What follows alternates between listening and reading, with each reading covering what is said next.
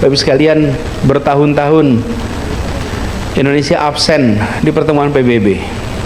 Kepala negara tidak muncul. Anies soroti bertahun-tahun Presiden RI absen di sidang PBB. Analogikan rapat kampung.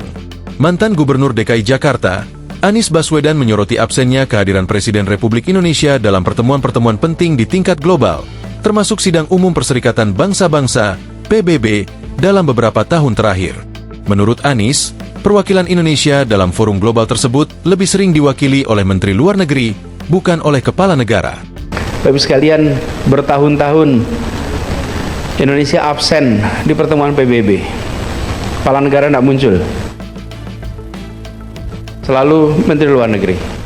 Kata Anies saat berpidato dalam Rapat Pimpinan Nasional, Rapimnas, Gerakan Rakyat, Minggu, 13 Juli 2025. Anies menilai, sikap pasif di dunia internasional dapat merugikan posisi strategis Indonesia sebagai negara besar di kawasan Asia Tenggara dan dunia.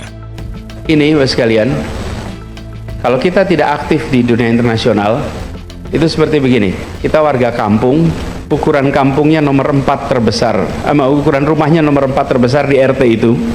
Tapi kalau rapat kampung, kita tidak pernah datang.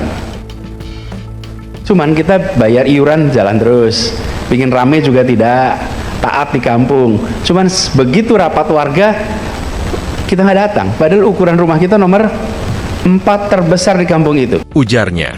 Dalam paparannya, Anies menegaskan bahwa Indonesia memiliki posisi strategis di Asia Tenggara yang relatif stabil dibanding kawasan Asia Timur dan Selatan yang kerap diwarnai ketegangan geopolitik.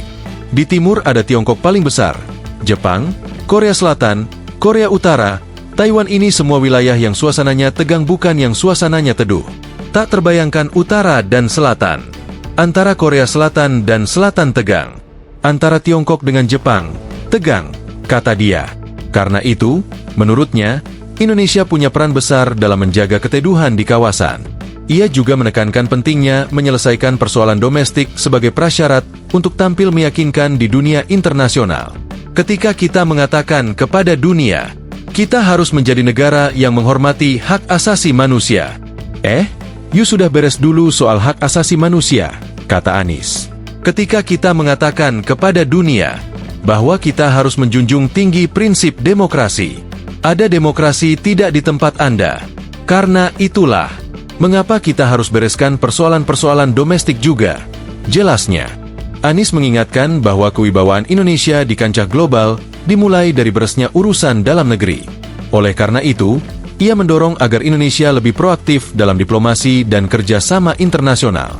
Dalam kesempatan itu, ia juga menyinggung peran Jakarta sebagai ibu kota ASEAN dan pentingnya masyarakat memahami bahwa Indonesia bukan hanya bagian dari komunitas lokal, tapi juga global. Jakarta itu bukan hanya ibu kota Indonesia, tapi Jakarta juga ibu kota ASEAN.